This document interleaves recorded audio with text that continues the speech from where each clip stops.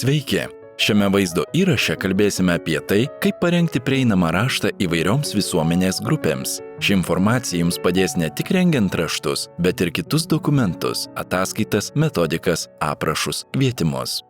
Rengdami prieinamą raštą remsimės Lietuvos Respublikos socialinės apsaugos ir darbo ministro įsakymu dėl informacijos teikimo asmenims su negale, jų pasirinktais prieinamais bendravimo būdais, rekomendacijų patvirtinimo bei Web Content Accessibility Guidelines standartų. Šis tarptautinis standartas pateikia gaires, kaip padaryti interneto turinį prieinamą žmonėms su negale. Prieinami dokumentai padeda įvairioms visuomenės grupėms. Silpnaregiai lengvai skaito tekstą, o neregiai gali patogiai naudotis ekrano skaitimo programomis. Vyresnio amžiaus žmonėms tokie dokumentai tampa įžiūrimi, o disleksiją turintys asmenys gali juos lengvai perskaityti dėl aiškesnio išdėstymo. Taip pat prieinamas raštas suteikia privalumų ir užsieniečiams, kurie silpniau moka kalbą, nes dokumentas tampa aiškesnis ir suprantamesnis. Asmenims turintiems intelekto negalią, geriau struktūruotas ir lengviau įskaitomas raštas taip pat suteikia daugiau galimybių suprasti informaciją. Pažiūrėkime, kokių nepatogumų kyla skaitant netaisyklingai parengtą dokumentą su ekrano įgarsinimo programa, kurią naudoja neregiai. Tolimesnių antraščių nėra. Pirmasis puslapis sekcija 1 Lietuvos aklųjų ir silpnaregių sąjunga. Juridinių asmenų registras. Paveikslas tuščia. Tuščia. Tuščia. Lentelė VIT1 Rovan 3 Solomins pirmoji eilutė pirmasis stulpelis Lietuvos savivaldybių asociacijai. Tuščia. Trečiasis stulpelis 2024 spalio 29 numeris 251 TST. Lentelė baigėsi tuščia. Tuščia. Tuščia. Eravištėjas. Tuščia. Tuščia. Tuščia. Dėl regėjimo negalią turinčių asmenų ir jų teisės lankytis viešose vietose su šunimis vedliais. Lietuvoje vis dar pasitaiko atvejų, kai regėjimo negalią turintys asmenys, naudodamiesi šunimis vedliais, susiduria su diskriminacija ir neleidžiami į viešasias vietas. Pavyzdžiui, neseniai vairuotojas išprašė iš autobuso regėjimo negalią turinčią merginą. Antrasis puslapis PIC turi 4 paveikslas atrinktas A. PIC turi 4 ankstesnių formos laukų nėra. Pirmasis puslapis Straibų Tarovco net turi 3 paveikslas. PIC turi 2 paveikslas atrinktas A. PIC turi 2 paveikslas atrinktas. Dokumente nėra antraščių, per kurias būtų galima naviguoti. Norint nueiti iki svarbiaus informacijos, reikia perskaityti daug neaktualios. Tuščios eilutės apsunkina skaitymą. Žodis raštas yra įskaidytas atskiromis raidėmis, dėl to sunku suprasti jo reikšmę. Tekstas formatuojamas lentelėje. Lentelės yra skirtos pateikti duomenims, o ne formatuoti dokumentą. Kuriant prieinamą raštą, svarbu laikytis pagrindinių prieinamumo principų. Pažiūrėkime, kaip tai padaryti Word dokumente. Prieš pradedami redaguoti dokumentą, visuomet įsijunkite paslėptų formatavimo ženkliukų rodymą. Taip lengviau aptiksite tuščias pastraipas, paslėptas lenteles, nereikalingus tarpus. Peržvelkite dokumentą. Jei tekstas blankus, pakeiskite teksto spalvą į ryškesnę. Įprasto teksto ir fono kontrasto santykis turi būti ne mažesnis kaip 4,5 su 1, o paryškinto teksto 3 su 1. Kad dokumentas būtų lengviau skaitomas, pasirinkite tinkamą šriftą – Arial, Calibri, Verdana ar kitą neserifinį šriftą. Naudokite ne mažesnį kaip 12 punktų šrifto dydį. Jei rengiamas popierinis dokumentas, pasirinkite ne mažesnį kaip 14 punktų šriftą. Padidinkite tarpus tarp eilučių, nustatydami eilučių intervalo koeficientą bent iki 1,15. Šį nustatymą galima rasti tarp pastraipos parinkčių. Dokumente antraštėms būtinai pritaikykite antraščių stilių.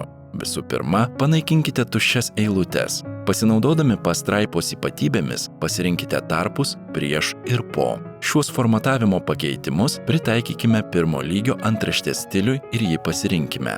Panašiai atlikime ir su antrojo lygio antrašte dokumente. Kai antraštės stilius suformatuotas tinkamai, galime pažymėti tekstą ir vienu pelės paspaudimu pritaikyti antrojo lygio antraštės stilių.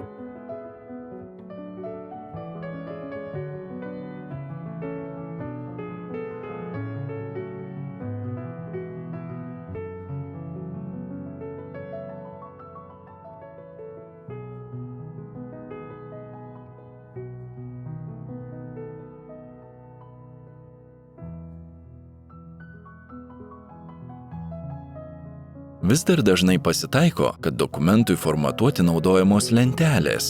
Matome, kad šis tekstas suformatuotas lentelėje, kurios kraštinės paslėptos. Tokį patį efektą galime gauti tekstui pritaikę skaidymo į stulpelius funkciją, kurią galite rasti skiltyje Maketas.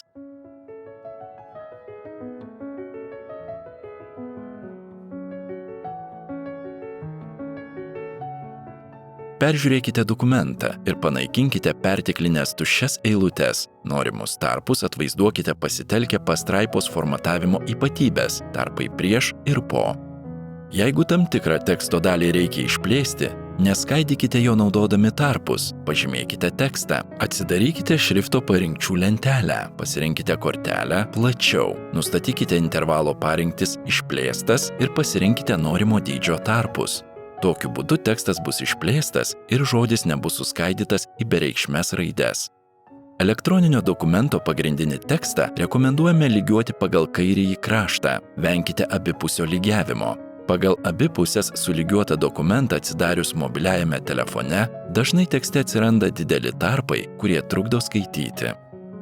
Norėdami tinkamai atvaizduoti sąrašą, pasirinkite tekstą ir pritaikykite sąrašų kūrimo funkciją.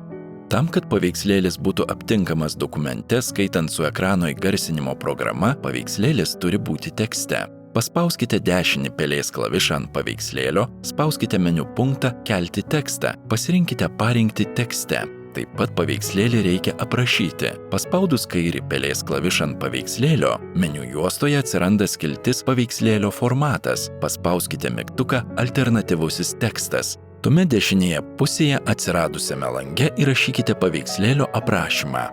Kai dokumente nuosekliai naudojame stilius, tampa labai lengva ir patogu keisti dokumento formatavimą. Pavyzdžiui, jeigu norime pirmą pastraipos eilutę atitraukti nuo krašto, tai reikia pakeisti stiliaus pastraipos ypatybę ir šie pakeitimai automatiškai bus pritaikyti visame dokumente, kur naudojamas šis stilius. Parengus dokumentą, nueikite į meniu skiltį Peržiūra ir pasinaudokite funkciją Tikrinti pritaikymą neįgaliesiems. Taip gausite patarimų, kaip pagerinti dokumento prieinamumą arba programa patvirtins, kad prieinamumo klaidų nerasta. Pasižiūrėkime, kaip patogu naršyti po tinkamai parengtą dokumentą. Vėl girdėsite, kaip ekrano įgarsinimo programa skaito dokumentą. Pirmojo lygio antraštė dėl regėjimo negalią turinčių asmenų ir jų teisės lankytis viešose vietose su šunimis vedliais. Antrojo lygio antraštė asmens teisės ir jų įtvirtinimas. Antrasis puslapis antrojo lygio antraštė kaip atpažinti šunį vedlį. Antrojo lygio antraštė šuns vedlio funkcijos ir pagalba regėjimo negalią turinčiam asmeniui. Trečiasis puslapis antrojo lygio antraštė apibendrinimas. Tolimesnių antraščių nėra. Paveikslas atrinktas Lietuvos aklųjų ir silpnaregių sąjungos logotipas pirmasis puslapis. Dekoratyvinis antrasis puslapis tuščia. Rudaplaukė mergina eina parke su juodu šuniu vedliu. Paveikslas atrinktas Antrasis puslapis dažniausiai šie gyvūnai dėvi specialius pakinktus su rankena, kad neregys jaustų ėjimo kryptį. Dažnai šunys vedliai turi ryškią liemenę, žyminčią jų funkciją. Šuns vedlio savininkas paprastai nešiojasi šuns kortelę, kuri pažymi, kad tai yra šuo vedlys. Nors šunių vedlių teoriškai gali tapti bene kiekvienas šuo, bet dažniausiai šunimis vedliais būna labradorai, auksaspalviai retriveriai. Tolimesnių sąrašų nėra.